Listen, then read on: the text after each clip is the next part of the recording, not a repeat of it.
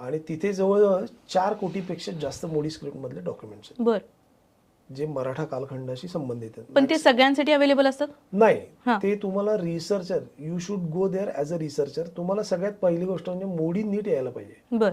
उत्तम मोडी आलं तर तुम्ही तिथे बसू शकता. हम्म. ऑर एल्स तुम्हाला तिथे सांगायला कोणी नसतं. बरोबर. जसं मी समजा मंडळात बसले तर मला तिथे सांगायला 4 जण होते हो. काढलं तर तिथे सांगायला, कारण तिथे तुम्हाला शेजारी बसलेला त्याचा विषय वेगळा असतो, तुमचा विषय वेगळा असतो आणि तिथे आणि ते बड ऑब्वियस तिथे PhD चे स्टुडंट पण येतात, आमच्यासारखे फ्रीलान्स संशोधक पण येतात.